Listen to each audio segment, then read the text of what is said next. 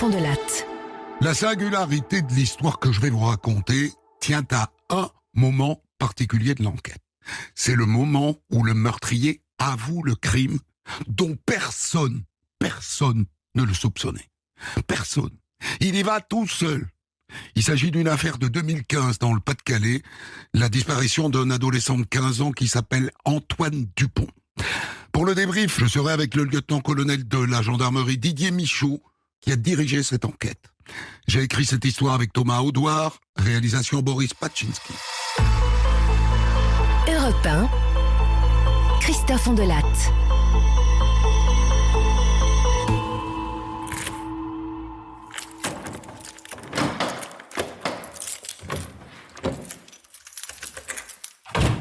Coucou, c'est moi. Coucou ma chérie, ça va? T'as passé une bonne journée? Ouais, tranquille. Et toi? Moins tranquille que toi, mais ça va. Antoine est rentré? Bah non, je pense qu'il va pas tarder. Cette scène typiquement familiale se déroule un soir de janvier 2015 à Gonem, dans le Pas-de-Calais. Gros bourg de 2000 habitants. Je vous fais les présentations. La dame qui vient de rentrer chez elle après une journée de travail, c'est la mère, Sabine, d'origine réunionnaise. Elle est cuisinière dans une clinique. Antoine, qui n'est pas encore rentré, c'est son fils de 15 ans. Elle a 4 autres enfants, mais ils sont grands et ils ne vivent plus là. Et le monsieur qui a passé une journée tranquille, eh bien c'est le beau-père, Marc. Il ne travaille pas, il est au chômage. Bref, une famille recomposée classique. Sabine a divorcé de son premier mari il y a 4 ans et elle a rencontré Marc 1 an plus tard.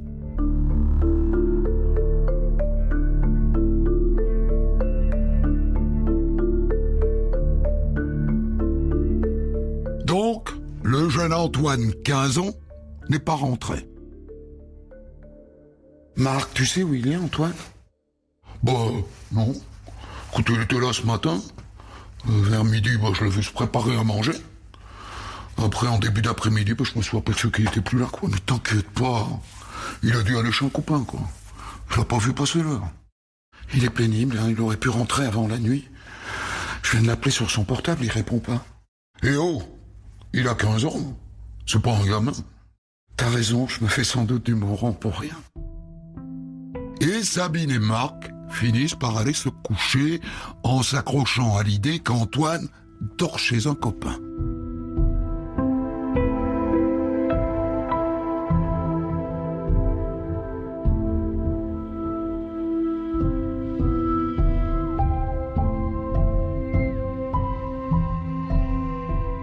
Le lendemain matin, Sabine se lève de bonne heure pour aller travailler et Antoine n'est toujours pas rentré. Et là, pour le coup, c'est pas normal. Mais elle, il faut qu'elle aille bosser. Elle est déjà en retard. Alors elle demande à Marc d'appeler ses copains pour savoir s'ils ont des nouvelles. Et elle file au boulot. Et donc Marc les appelle un par un. Non, monsieur. Je l'ai pas vu hier. J'ai aucune nouvelle.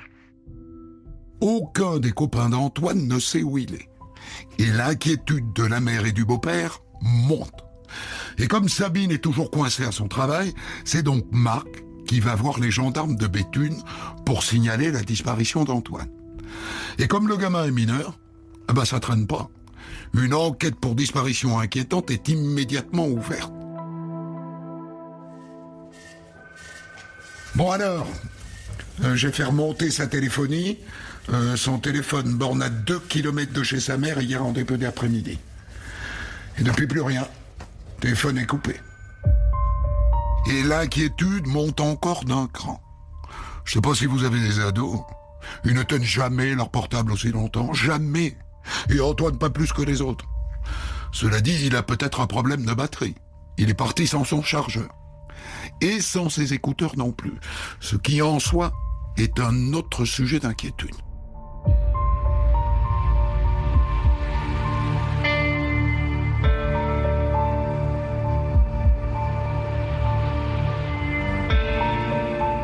Les gendarmes entreprennent de reconstituer l'emploi du temps d'Antoine. Donc vous dites que vous l'avez vu se faire à manger vers 12h30, monsieur, c'est ça? Oui, ce soir. Vous vous souvenez de ce qu'il a mangé? Oui. Oui, ça fait une assiette de fricadelles. Parenthèse. Les fricadelles sont des boulettes de viande. C'est une recette belge. On n'est pas loin de la frontière. Marc, le beau-père, dit qu'Antoine a mangé son assiette devant son ordinateur, et après, il s'est aperçu qu'il était parti. Et il n'est pas venu vous dire je m'en vais. Non. Il est parti sans rien dire. À un moment, je l'ai cherché, je suis même allé au garage. J'ai vu que la clé de la porte du garage était plus là, je me suis dit, tiens, il a dû passer par là, quoi. Et puis c'est tout. Et Marc décrit aux gendarmes la tenue d'Antoine au moment où il a disparu. Un jean bleu, une veste en jean bleu elle aussi, et un sac Ispac gris. Il mesure 1m75, il pèse 60 kilos, il a les cheveux noirs et courts, et il est métis. Je vous rappelle que sa mère est réunionnaise. Tout ça sort d'abord dans le journal local, Nord-Éclair. Et puis la famille se mobilise. Elle fait imprimer des affichettes avec une photo et le numéro de téléphone de la gendarmerie. Et elle en colle partout. Il y a même des gens qui la mettent sur les vitres de leur voiture. Et puis les jours passent. 2 jours, 3 jours, et rien. Toujours pas de nouvelles d'Antoine. Bien sûr, les gendarmes reçoivent quelques appels. Quelqu'un, par exemple, dit qu'il vient de voir le gamin dans un magasin. Et à chaque fois, ce sont de fausses pistes. En parallèle, on interroge les copains d'Antoine, un par un. Et là encore, ça ne donne rien.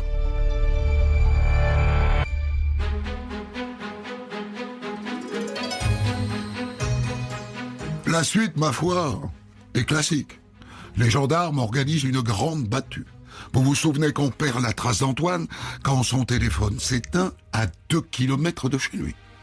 La première battue élargit le cercle jusqu'à 5 kilomètres du domicile. On fait venir des chiens. On fait venir des plongeurs qui sondent les rivières et des étangs. On fait même venir un hélicoptère qui survole toute la zone dans un sens et dans l'autre. Entre nous, je n'ai jamais vu une seule affaire qui ait été résolue par un hélico. Bref, disons que c'est un message envoyé à la famille. On cherche, on fait ce qu'on peut. Et puis les habitants de Gonem se lancent aussi. Bien, je rappelle qu'on cherche toutes les traces possibles de mon beau-fils Antoine. Par exemple, il avait avec lui un sac à dos Ispac gris. Donc, soyez attentifs, s'il vous plaît. Mais là encore, chou blanc.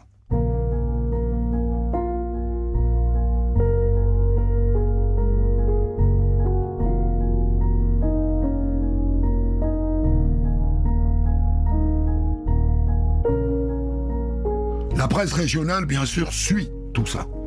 La grande sœur d'Antoine, par exemple, donne une interview à La Voix du Nord. Ah mais c'est long. C'est hyper long, c'est horrible. Du coup, on peut tout imaginer.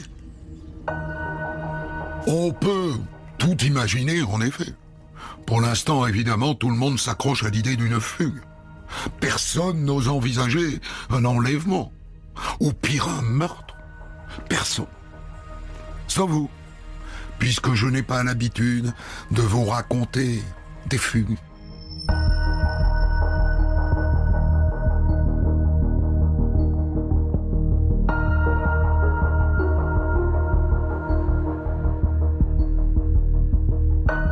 Cela dit, il faut bien l'explorer aussi, cette piste du départ volontaire. Bon, selon tous ceux qu'on a interrogés, il n'y avait pas spécialement de problème dans cette famille. On nous parle d'un cadre familial paisible, sans problème, en tout cas apparent. Et par ailleurs, on nous dit, et c'est pas faux, que s'il avait fugué, il serait réfugié au moins au début chez des copains. Or, tous nous disent qu'ils n'ont aucune nouvelle de lui. À cela s'ajoute le fait qu'il est parti de chez lui sans argent, en plein hiver. Tout ça peut laisser penser que c'est pas une disparition volontaire. Mais il y a quand même un lézard dans le décor. Et ça, c'est la maman qui le raconte. Il y avait des problèmes à l'école, ça. Je peux pas dire. Il s'est fait renvoyer de 3 lycées depuis la rentrée. Et quand on lui trouvait un nouvel établissement, il séchait les cours. Bon, voilà, quoi. Antoine, c'est un gamin qui aime pas l'école. Mais comme plein de gamins de 15 ans, je crois. Ça ne vous inquiétez pas plus que ça. Non. On se disait que c'était un mauvais passage, mais que ça allait s'arranger. Selon vous, ça ne pourrait pas être le motif d'une fugue. Non. Non, vraiment pas. Et la chose est confirmée par les sœurs aînées d'Antoine. Oh Antoine, il est trop bien à la maison. Je vois pas pourquoi il partirait, ma mère et mon beau-père le laissent faire ce qu'il veut. Il a tout ce qu'il veut. C'est un pacha. S'il n'a pas envie d'aller à l'école, il y va pas. Ainsi se referme lentement la piste de la fugue. Et s'ouvre lentement, mais sûrement, l'hypothèse d'un meurtre.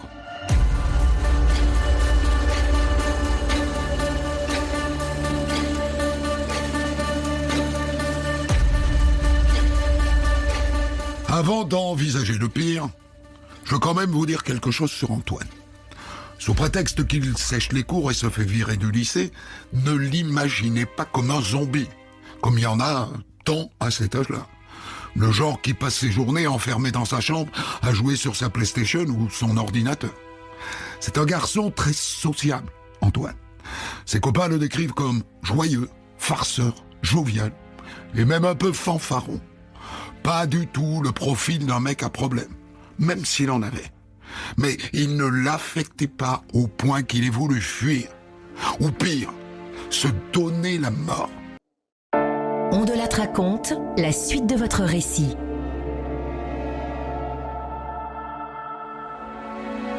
L'hypothèse d'un suicide est examinée aussi, bien sûr. Alors on cherche chez Antoine les raisons d'une dépression. Ses parents ont divorcé quand il avait 11 ans. Depuis, entre eux, c'est le minimum syndical. Ils ne se voient plus. Plus du tout. Vous pensez que ça a pu affecter votre petit frère, mademoiselle? Oh non, sincèrement, non. Antoine est très proche de ma mère, elle le chouchoute. Bon, c'est normal, c'est le petit dernier. Dans la mesure où il vit avec elle, il n'y a pas de problème. Antoine, il n'allait pas spécialement mal. On ne peut pas dire ça. Alors, est-ce qu'il y aurait un problème avec son beau-père, Marc? C'est pas facile à cet âge-là de faire entrer un beau-père dans sa vie. Vous pouvez nous raconter, madame, comment est-ce que vous avez rencontré votre compagnon, monsieur de Meulemester, Marc? Avec Marc, on a la même passion pour les vieilles voitures américaines. On s'est rencontrés dans un rassemblement. Il est beaucoup plus jeune que vous. Oh, beaucoup plus jeune, faut pas exagérer, il a 6 ans de moins que moi. Se pose la question de savoir si Antoine s'entend bien avec Marc. Si par exemple Marc est devenu une sorte de second père pour lui. La réponse est qu'ils s'entendent plutôt bien, mais ils n'entretiennent pas de rapports filiaux. Antoine n'a pas surinvesti dans un nouveau papa. Et Marc n'a pas pris Antoine pour son fils. Ils habitent ensemble, ils s'entendent bien. C'est tout. Pas plus.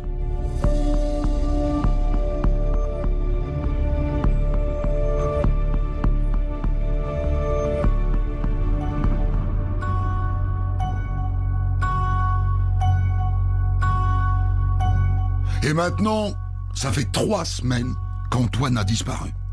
Il y a désormais 5 gendarmes à plein temps sur le coup. Faute de mieux, il est décidé d'organiser une nouvelle battue. On élargit le périmètre des recherches. On fouille à nouveau les rivières, les canaux, les retenues d'eau. On fait une fois de plus venir un hélicoptère. Et surtout, on fait appel à une nouvelle équipe cynophile. Jusque-là, on avait utilisé des chiens pour rechercher la trace d'Antoine. Là, ce sont des chiens qui sont spécialisés dans la recherche de cadavres. Ils viennent d'arriver. C'est un changement complet de perspective. On cherche un mort. Un gamin de 15 ans qui aurait été assassiné. Mais une fois de plus, on ne trouve rien.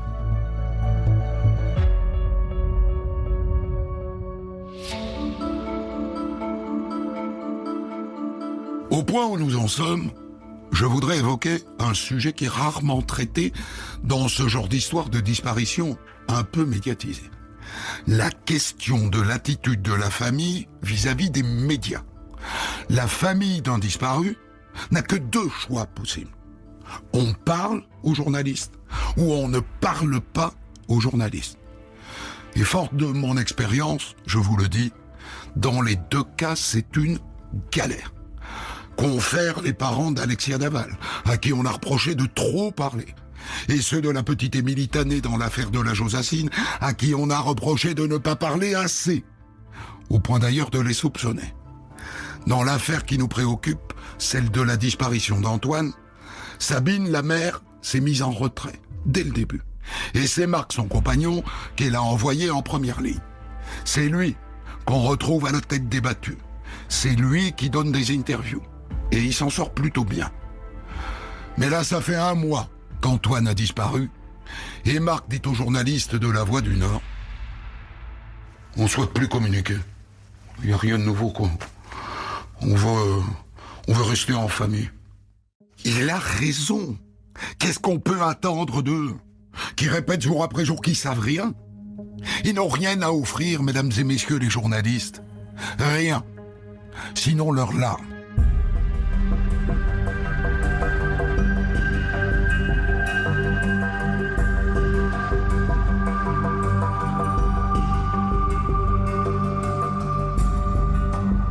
Nous voilà 8 semaines après la disparition d'Antoine. Et toujours aucune piste. Hier, on a vu arriver au village une nouvelle meute de chiens, venue de l'autre bout de la France. On le cherche, ce gamin. On peut pas dire qu'on le cherche pas. Mais on dirait que l'enquête bute sur un mur.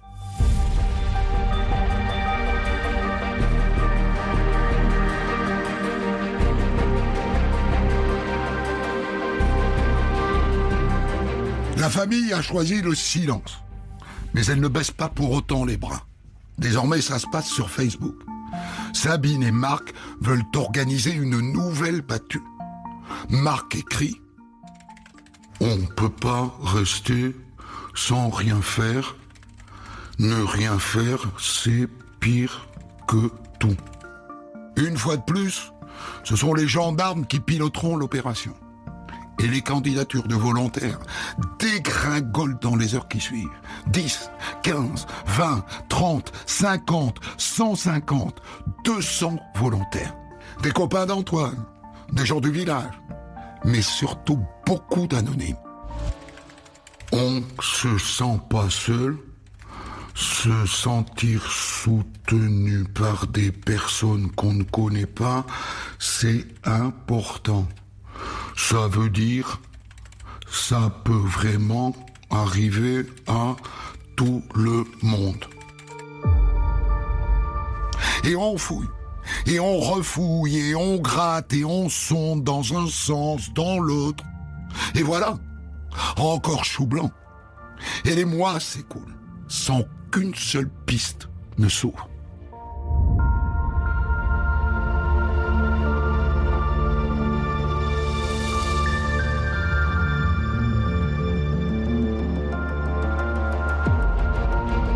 Maintenant, ça fait 1 an qu'Antoine a disparu. Et le chef d'escadron Pascal Cressin, qui dirige l'enquête, ne cache pas son désarroi à la presse. Une année entière vient de s'écouler sans que nous n'ayons pu avancer sur aucune piste. Toutes les pistes exploitées n'ont mené à rien. Pour ne rien vous cacher, nous sommes même allés jusqu'à explorer la piste d'un départ du jeune homme pour mener le djihad au Moyen-Orient, vous voyez. Une piste bien entendu qui a été très vite abandonnée. Mais la famille doit savoir que nous ne lâcherons pas. Pour vous dire à quel point les gendarmes ont fait leur max depuis 1 an, ils ont interrogé plus de 100 témoins et les ont tous auditionnés, tous À 2 reprises. Nom, prénom, adresse, nom des parents, blablabla, relisez, signez ici, 200 fois. Mais ça n'a jamais fait avancer le schmlimblick. Bon, je sais ce que tu vas me dire. On l'a déjà interrogé plein de fois. Mais qu'est-ce que t'en penses si on réinterrogeait le beau-père, Marc de Meulmester?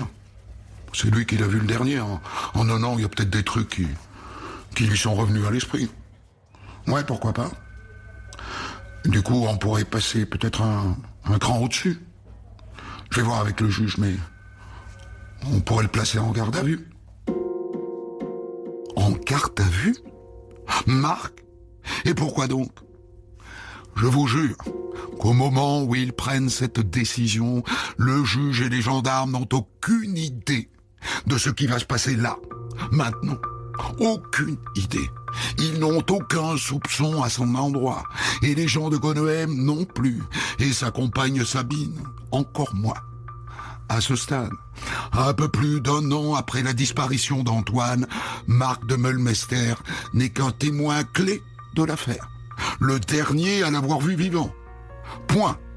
Il est aussi un rouage essentiel des battues qui ont été organisées et du combat mené par la famille pour qu'Antoine ne tombe pas dans l'oubli. À ce stade, Marc est un homme admirable. Vous entendez? Admirable.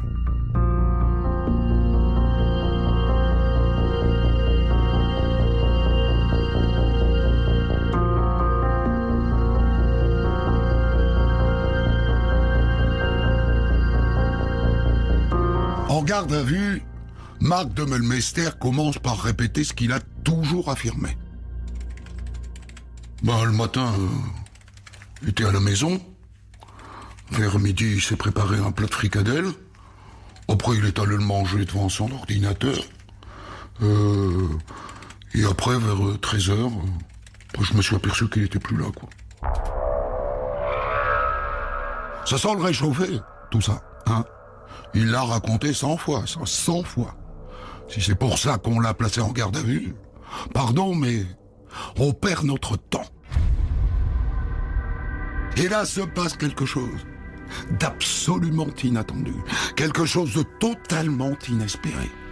Les gendarmes ne lui posent aucune question. C'est lui qui y va tout droit.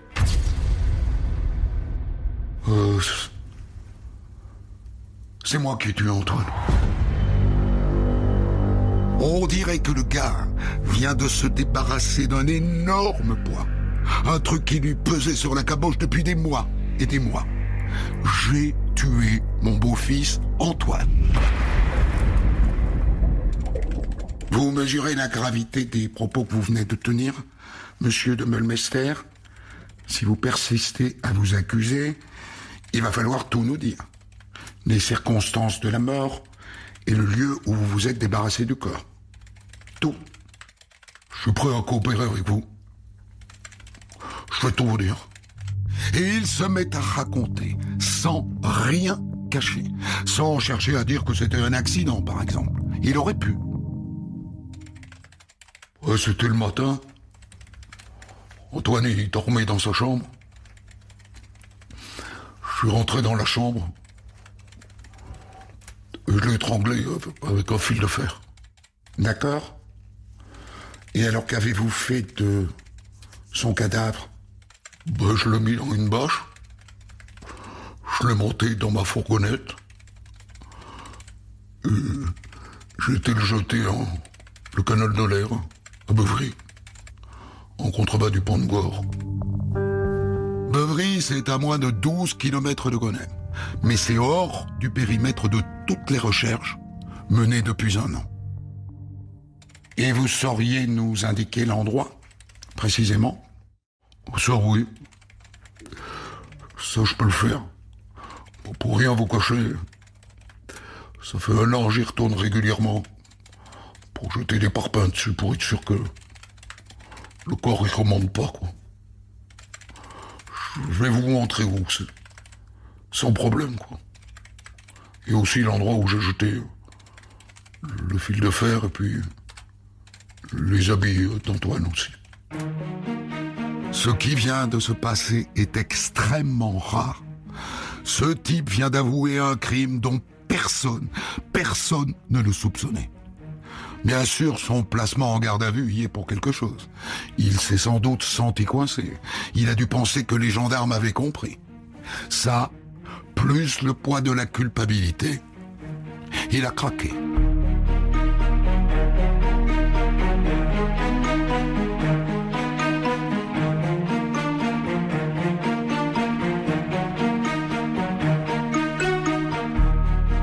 Il a dit qu'il était prêt à dire où il avait mis le corps. Eh bien, allons-y. Direction le canal de l'Air, à Beuvry. Arrivé sur place, il indique un endroit. Les plongeurs se mettent à l'eau. Et quelques secondes plus tard, les voilà qui remontent avec un parpaing. Et puis un second parpaing. Et puis un troisième parpaing. Et finalement... C'est bon, hein? On a trouvé la bâche. La bâche est remontée, dépliée. Le corps est dedans. Enfin, ce qu'il en reste, hein.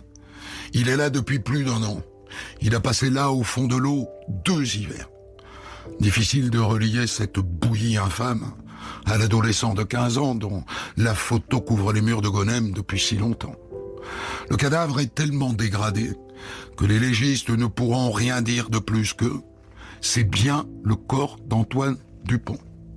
A-t-il vraiment été étranglé avec un fil de fer? Ils seront incapables de le confirmer. Bon ben... Voilà.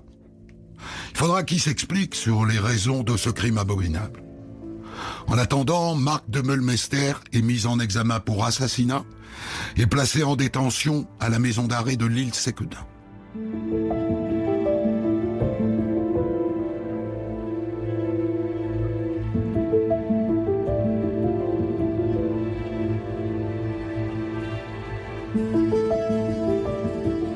Et maintenant, faut aller dire tout ça à la maman. 1, votre fils est mort. 2, c'est votre compagnon qui l'a tué, qui l'a étranglé avec un fil de fer.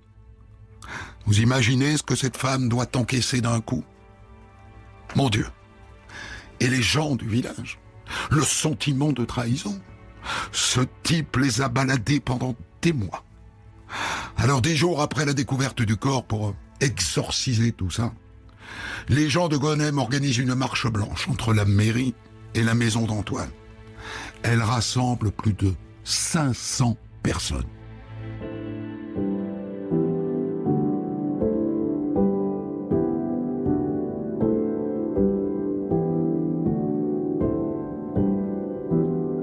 Maintenant, on veut comprendre. Pourquoi l'a-t-il tué? C'était pas facile de vivre avec Antoine. Je dirais même... c'était difficile. En gros, il n'a rien d'autre à fournir comme explication. Mais il assume. Le juge organise une reconstitution, il refait les gestes sans problème. Bien. Donc là, vous allez simuler l'étranglement de votre beau-fils, dont vous prenez le morceau de fil de fer. Allez-y. Approchez-vous du lit comme vous l'avez fait. Et pareil pour la suite sur les bords du canal. Il veut être tellement précis qu'il a fait déplacer la voiture de 2 mètres pour coller au plus près à la réalité des faits.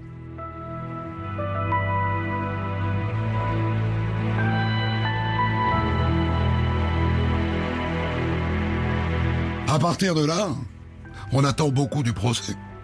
On se dit qu'il pourra peut-être donner des explications plus convaincantes. Si tout va bien, il sera jugé en 2017. Mais en août 2016, coup de théâtre. Dans sa cellule de la prison de Charleville-Mézières, Marc de Meulmester se pend avec le câble de la télé. Ça fait un bout de temps qu'il allait pas bien. Le matin même, il avait consulté le psychiatre de la prison. Et me voilà donc contraint de prononcer cette phrase sacrée. Insupportable dans le contexte, mais sacrée tout de même. N'ayant pas été jugé, Marc de Meulmester est présumé innocent de l'assassinat du jeune Antoine Dupont. Pour commenter son histoire du jour, Christophe Ondelat reçoit un invité, acteur direct de son récit.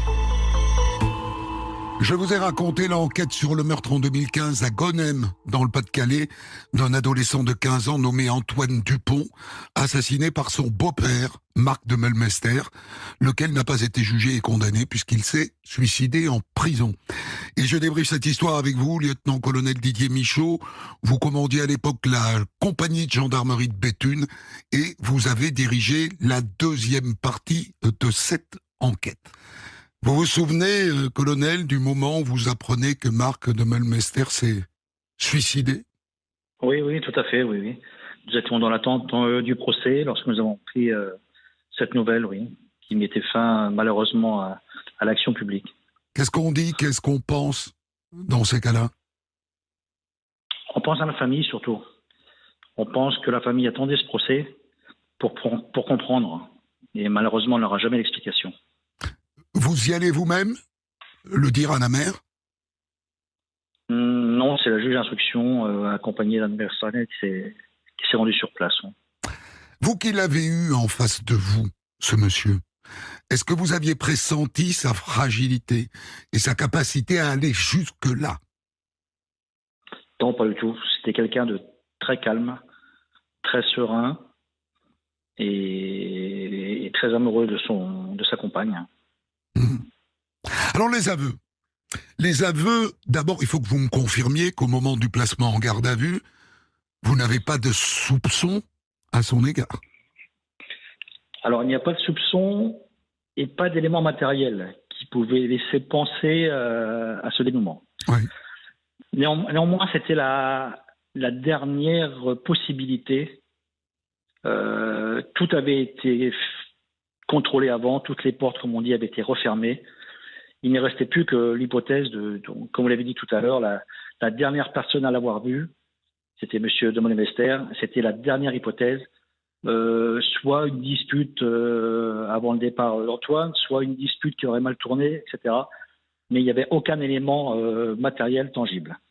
Donc, si vous choisissez la garde à vue, c'est parce que quand même, dans votre tête, l'hypothèse que Marc de Melmester ait tué son beau-fils existe. Tout à fait. C'est vous qui demandez la garde à vue à la juge ou c'est elle qui vous dit allez-y? Non, c'est un commun accord, en fait, une discussion entre les enquêteurs, les juges, et voilà. Concrètement, il faut reconnaître que s'il ne reconnaît pas le crime, l'enquête est vraiment, vraiment plus qu'au point mort et difficile à résoudre. C'est-à-dire que s'il n'y va pas tout seul, comme il l'a fait, vous n'avez rien à lui opposer. Tout à fait, exactement. On ne peut pas lui opposer de preuves ou d'éléments matériels. S'il n'avoue pas de lui-même pendant toute la durée des gardes à vue, on n'a rien du tout à lui opposer. Est-ce que vous pouvez nous raconter comment se passent les aveux?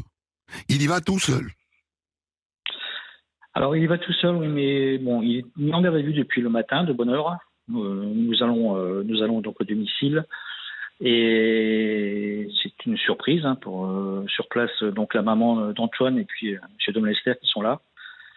Et nous venons directement le matin, vers 7h, pour l'interpeller, lui déclarer qu'il est en garde à vue, en fait, pour l'enquête sur la disparition et éventuelle séquestration d'Antoine. Donc lui, il est fondé à penser à ce moment-là que vous avez des billes contre lui? Certainement, oui, certainement. Et donc voilà, forcément, il est surpris. La maman d'Antoine est également surprise. Bien sûr, tout à fait. Et voilà, il est emmené donc dans un endroit différent des autres endroits où il avait été auditionné les premières fois en tant que témoin, pour le dépayser justement. Et les différentes auditions commencent en fin de matinée.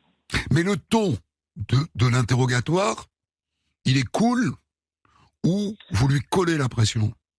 Non, justement, la méthode utilisée, c'est une méthode connue qui vient du Canada, la méthode Progrès. Je ne sais pas si vous me connaissez. Ah, expliquez-moi.